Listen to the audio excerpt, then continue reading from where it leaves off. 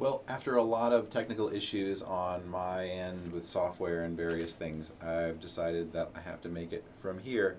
And so, welcome to Chapter 9. Chapter 9 is on the criminal justice system and crime and criminals, and I find that people either really like it or they really don't. And so maybe you're somebody that really likes crime shows and, like appreciates an understanding of why people commit crime, then this might be the chapter and maybe potentially even the specialization for you. So we are going to talk about what crime is, what causes it, the theories, trying to understand why people commit crime and why others don't, and then talking about what can we do to change this, because nearly everybody has the desire to have crime go down. There's good news, though. Crime actually has been going down significantly over the past 40 years. Yeah, 40 years, 30 years, 30 years. For nearly every crime that we track, with a couple of exceptions like identity theft, that has gone up, but pretty much for all violent crimes and for crimes related to property, those have all been going down.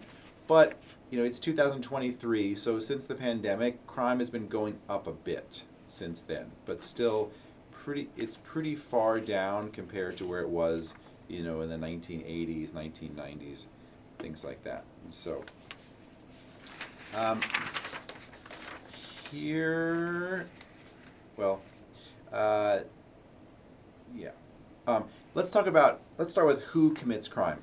Uh, the people who are arrested for committing crime, which you could argue are not the same as people who commit crime, tend to be young males, and it's disproportionately people of color. Right? Young males tend to be out and about, being involved in bar fights and out on the streets where they're visible, using drugs in places that it is easy to find them. Right? And so that's why we talk about things like racial profiling. So, if you look at who gets arrested or who gets pulled over when 100 cars go by and they're all speeding, more often than not, people of color are more likely to get pulled over than people who are white. If you look at our prisons, they have a disproportionate number of people of color in them. What do I mean by that? Well, let's say you look at African Americans. They make up about 11% of the population in general, and yet they make up way more than 20%, of the prison populations. And so when people talk about institutional racism, they're going to look at things like that. So, uh, our are crime statistics accurate? Meaning, like, when we say that crime is going up or going down, how accurate is it? Most crime does not get reported, but I think that is kind of consistent over time. So if it wasn't being reported today, it probably wasn't being reported 10 years ago or 30 years ago. And so I have probably more confidence in it than maybe other people would, because I think that people I've been the same. Like, people have been consistent, and so if people didn't call the police when somebody broke into their car last week, they probably didn't do that either 10 years ago, right?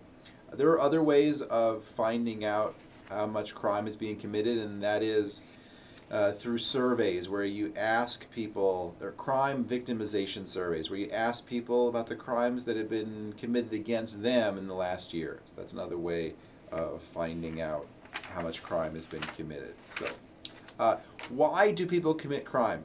There's a few different theories on why people commit crime. There are psychological theories that are going to focus on the fact that certain people may have had certain experiences, maybe when they were younger, maybe they were traumatized, in which case they may have decided that the world is against them, so forget the world. Who cares if other people get hurt because I've been so hurt? So that's just the way things go, right? It may be that they are frustrated with the way life is going. They were promised that if they studied hard and they went out there and hustled, that things would go well for them, and they have not gone well for them. So they're angry and they're frustrated, and that makes them more likely to commit crime. Right? There are sociological theories that would say that we create criminals by labeling them as criminals. So if the group says to, little Joey, who's, I don't know, 10 years old, like, oh, you're always getting in trouble, you're a bad kid. And if we say that to Joey enough for a long enough period, he'll begin believing that, and then he'll begin acting that way. Maybe Joey's hanging out with other people who are committing crime. You know, that idea of bad character corrupts, no, bad company corrupts good character. That we tend to be around people who act like we do, or we act like people that we are spending time with. Other theories, like the fact that when people don't know what the rules are, like on social media or online, people don't necessarily, it seems like, well, you know, you were taught to treat people well and be respectful, but online nobody's doing that, so it kind of feels chaotic. This is the idea of anomie, and that when people don't know what the rules are, or what to expect, or how life's going to go, they're more likely to be deviant. They're more likely to commit crimes. Why are these theories useful? Well, ideally, if you understood what caused crime, then you could prevent crime. You know, so for instance, some people believe that the most dangerous person in America, maybe even the world, is the unemployed young male who doesn't have a girlfriend, doesn't have a job, and maybe is just playing video games and smoking weed in his mom's basement. Like, that is, according to some people, that's the most dangerous person in America. Why? Because they're unattached, they have little to lose, and they're probably like hooked into some like crazy internet like conspiracy theory, that type of thing, that's telling him that, you know, like women are, you know, taking over, and that, you know, this person should go get a gun and shoot some politician or something like that, right? And so if we understand that males who are young need to be involved in some sort of job or relationship or some sort of community, then we can build those as a society to prevent those types of people being created, right? So we could have job programs.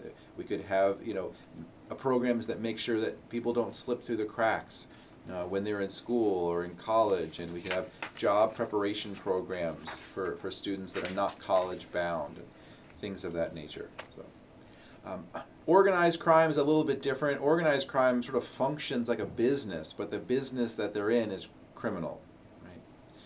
And that are usually organized crime are into doing things that that make a lot of money, that's allowed to support the crime organization. If you think about mafias or you think about street gangs, usually they're delivering a service to people that are not criminals necessarily.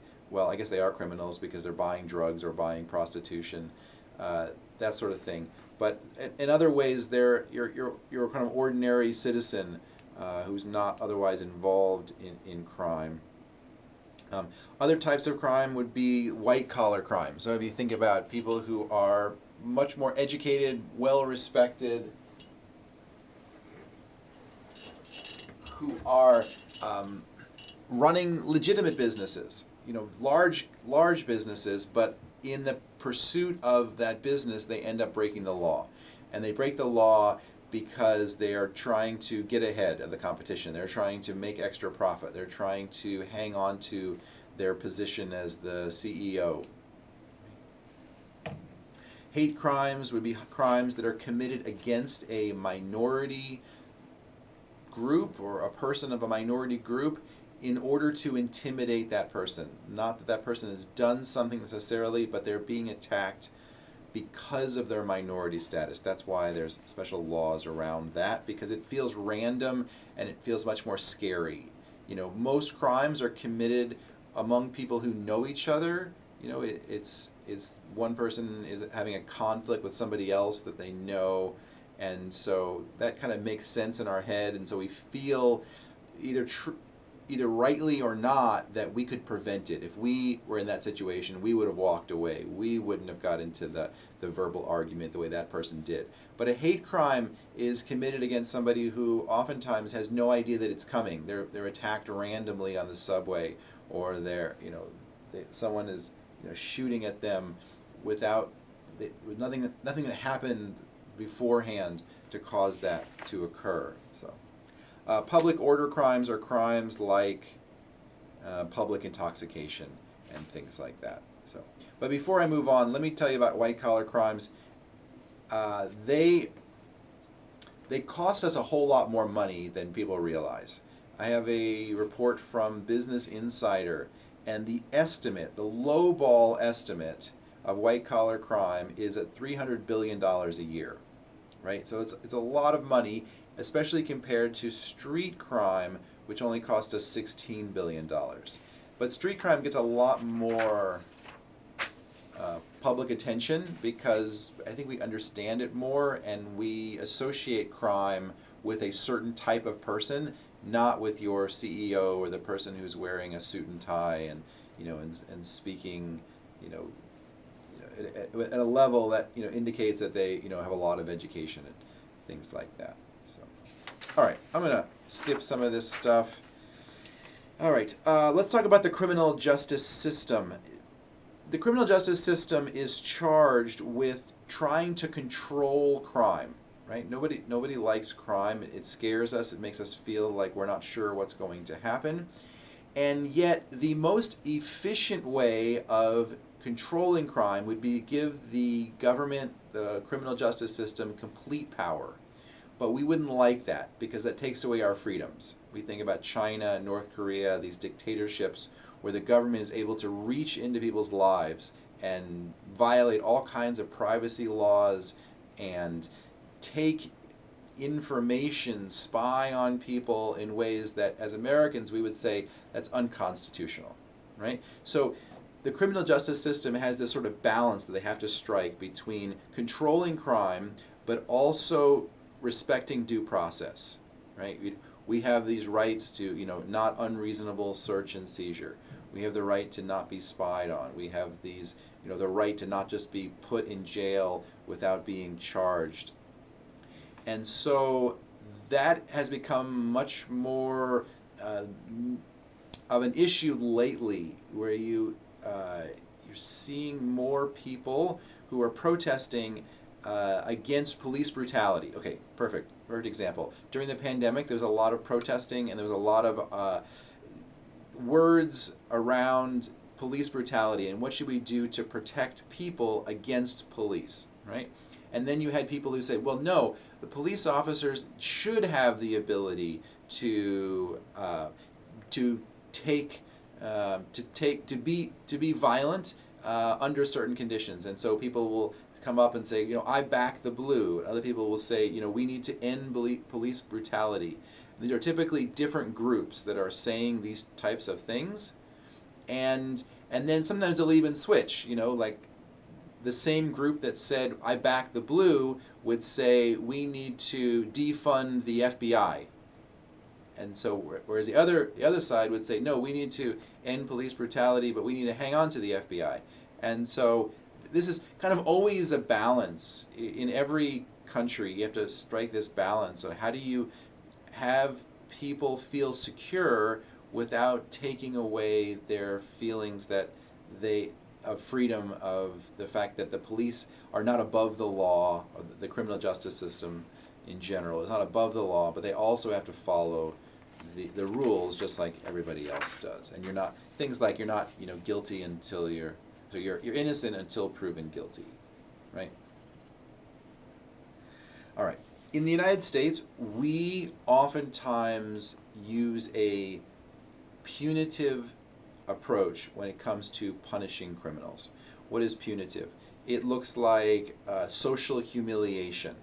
In some cities, they would take people who bought prostitution services and they'd have them hold a sign so everybody knew that they had bought prostitution services, and they would put them in a public space. By the way, that was a mistake. That didn't work. That's not. We don't want to do that, because when that person goes home to their family, a lot of times domestic abuse happens because that person has been socially humiliated. We can do financial penalties. We have death penalties. We put people behind bars. We do imprisonment. The purpose of a punitive approach is to punish the person, to make the people who are not being punished feel like, okay, we punish them severely to scare away other people from doing the same thing that they were doing. Okay? there is another approach, and that is the treatment approach, right? Because, and this is more social worky, they would say, listen, those people have committed a crime, they've messed up, but they are also going to still be people who are going to be getting out of prison one day, and we need to make sure that when they get out, they haven't been damaged to the point where they're going to be worse off than when they went in. We don't want them hardened, right? So this would be things like counseling, education while in prison, vocational training, doing labor while you're in prison, doing probation and parole, alternatives to prison that would allow people to, still function in society even while they're still sort of being punished, right? I imagine for most people they would say, you know what, both of them are good. Society needs to feel like we're punishing people so that we sort of feel like, okay, justice has occurred. They have hurt us, so therefore now we've hurt them back, right? But if we do that too much and we put all of our resources to do that, which we usually do, then what we have is a revolving door prison system where people will leave the prison system, but they are in a worse state than when they went in because now they have a criminal record, and it's difficult for them to get a job, and they may likely have little vocational skills or education, and so they end up going back to the places where they were before and end up getting in trouble again, and then end up being back in the prison system. And so that is expensive, and it's hard on the families of the people who their family member is the one being punished. And so that's why people say we'd be much better off if we invested in the prisoners while we were there to prevent them from going back, right? So like, for instance, we could say to the people who were in prison, hey, we've got our major housing shortage, so if you are interested, we will teach you to be a carpenter or general contractor, plumber, that sort of thing, while you're in prison, so that when you get out, you have this job skill that you can go pretty much anywhere in the country and get a job. And that will lead to them having a lot more options and being a lot less likely to commit crime again. But of course, other people say, well, hey, we're not in there to educate them on the taxpayer's dime, they're in there to be punished, right? Okay, all right, well then, I get that, but it also makes it more likely that they're going to commit another crime when they get out. So it's sort of a question of society, like what are we going to do? Are we going to be tough on crime, or are we going to be more of a treatment approach? So, all right, in terms of how to reduce crime and delinquency, there are theories all over the place. Our book talks about how we could decrease the amount of years that people serve, or we could increase the amount of years that people serve. There's good ideas and good theories on both of those spectrums. We could do harsher sentences, so we could move people from minimum security prisons to medium security prisons. We could separate repeat offenders who are much more likely to be hardened and be a bad influence on the people who have only committed one offense, right? So a common experience of somebody who goes into prison is that they are hanging out with other people who have committed a lot more crimes than them, and to survive in prison, they have to harden themselves and get tougher and act in a way that is more unhealthy. It works in prison, but it's not going to be healthy when you're outside of prison. And so that ends up leading to that revolving door thing I mentioned earlier. What does seem to work better is if we have swift punishment that's certain, like people know what's coming and they know it's going to be quick. The more you delay it, this person commits the crime in 1990 and then they don't get punished until 1997, like that ends up like losing the impact because there's just too much time that's gone by between the incident and the punishment. So there's a lot of variation in the sentencing. So some people who are of certain ethnic minority backgrounds class backgrounds are much more likely to get longer sentences than other people. So one idea to make it more fair, to make people have more faith in the justice system, and that's really important.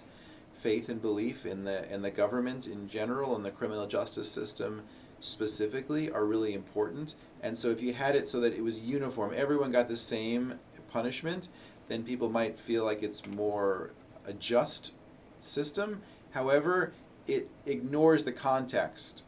You know, some people are murdering somebody because that somebody has been abusing their mother, you know, for months, and that person would get the same punishment as somebody who is, you know, killing somebody in another very different situation.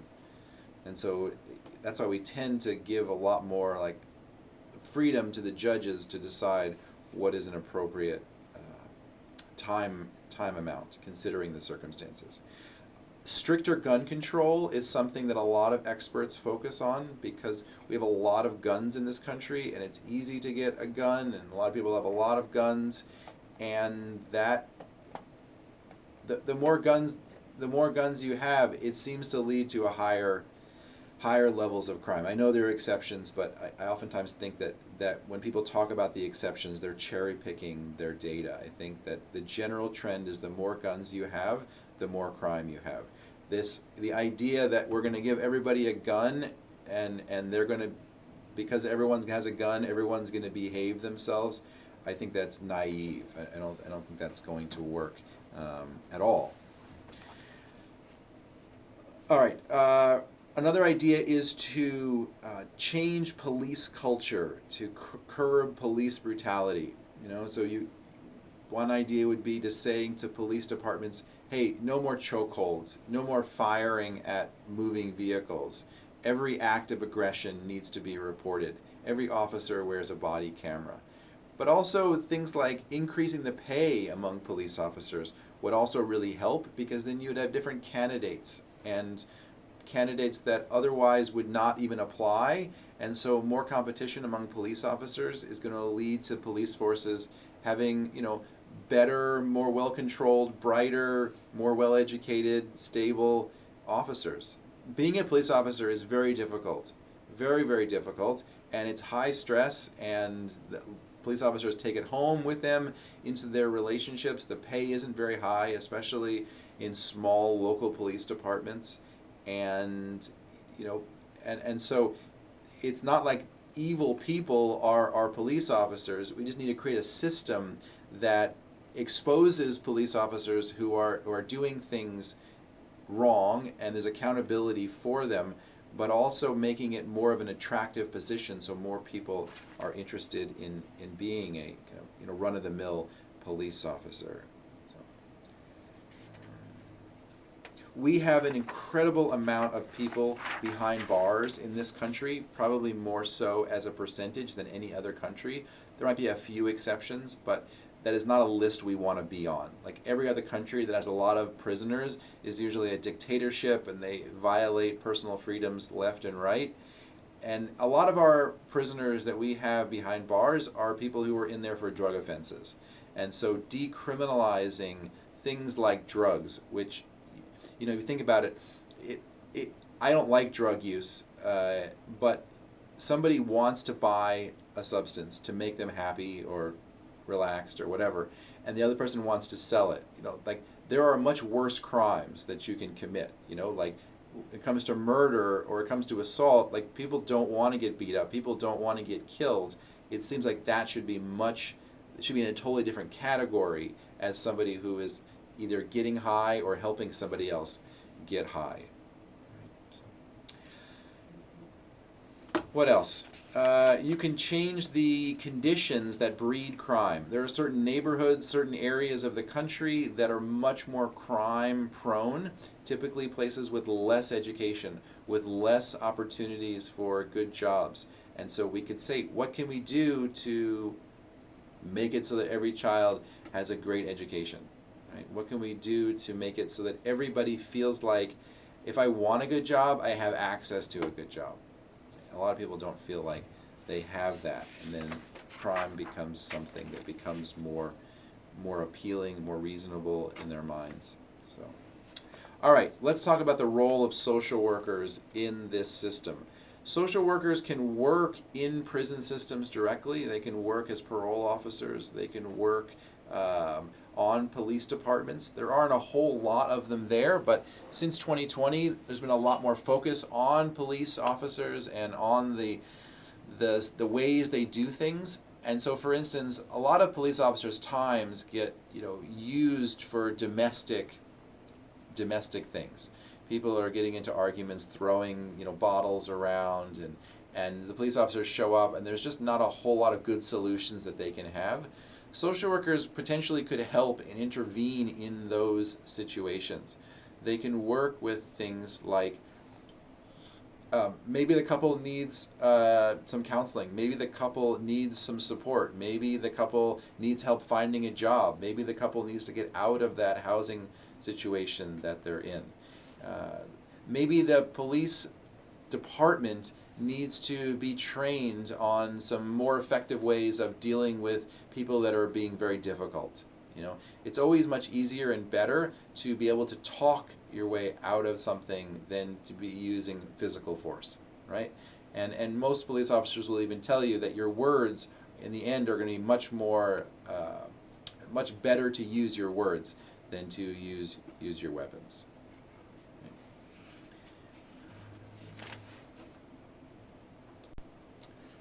Before the person enters into the criminal justice, well, before they go to prison, one of the things social workers can do is that they can help people who have been accused of crime understand their rights, navigate the legal system. Many times the criminal justice system doesn't have the ability to prosecute everybody who comes into the system because there's just not enough judges and there's not enough prosecuting attorneys. So what they try to do is they cut deals with people saying, hey, if you'll plead guilty to this, then we'll just give you like $100 fine. And so a lot of times people do take that because they don't realize that having that record is going to hurt them more so than if they were to go through the criminal justice system. Also, many of them have jobs that don't allow them to miss work for any reason, and so they're afraid of losing their job. And so helping people navigate this legal system, talking on the behalf of clients to judges and looking for alternatives to imprisonment. Maybe that looks like long-term rehabilitation in a substance abuse program. Helping people who have been incarcerated not to go back, right? Helping them with job placements, helping them with vocational training, helping people who are at a high risk of entering into the prison, entering into the criminal justice system, helping them to avoid it. I think about like youth who maybe are growing up without two parents in the home, growing up in high crime areas where there's gang violence or there's drug activity or there's lots of poverty. Working with those students can be beneficial.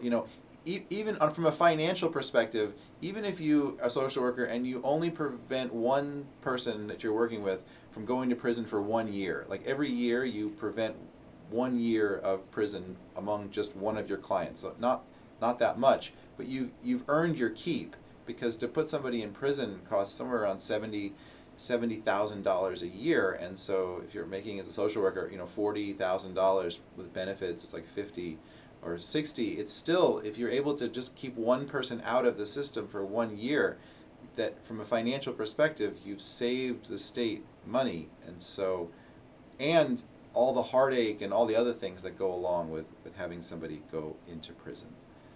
So I also think that social workers can be somebody that says, hey, even though this person is messed up, they're still a person.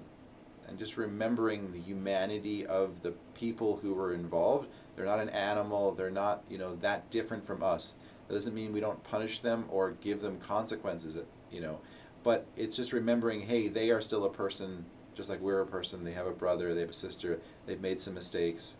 But let's remember that they are still a person. So, thank you for watching this alternative Chapter 9 lecture.